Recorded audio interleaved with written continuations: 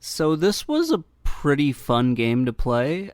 I kind of wish I had a trackball while I was playing it, just because it was a little bit difficult doing everything with the joystick. But overall, it was a pretty fun game to play. And I also feel like they did a really good job of at least capturing the spirit of what the arcade game looked like, even if they couldn't quite replicate everything with the 2600.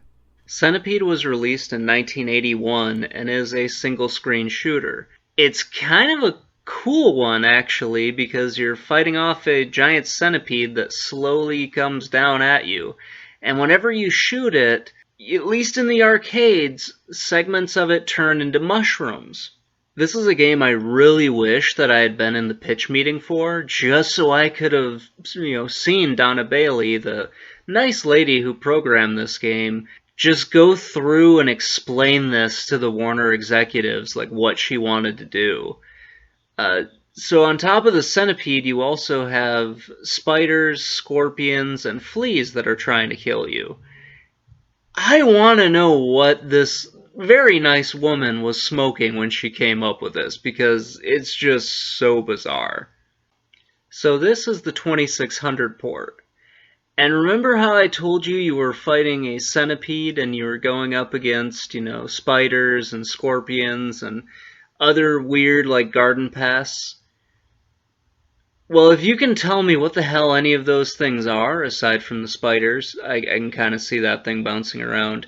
I would love to, I would love to have you describe that to me, because I'm looking at the 2600 one and I'm just super confused by what's happening. Your mushrooms are now just the little wafers from Pac-Man.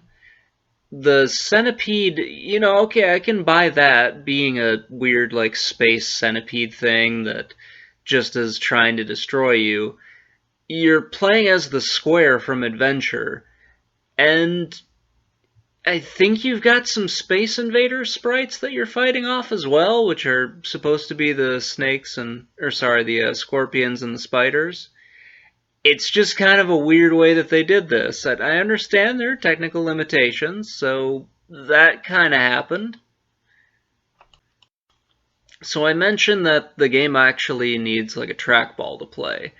And I would say I definitely needed one. The arcade version comes with a trackball, and I compare it a little bit to Missile Command. It uses the trackball much better on the arcades than it does on the home console. I don't know why that happened, but it's just sort of the way it worked out. So the game did get a sequel in Millipede, which I haven't had a chance to really play, but if it's anything like Centipede, it should be kind of fun.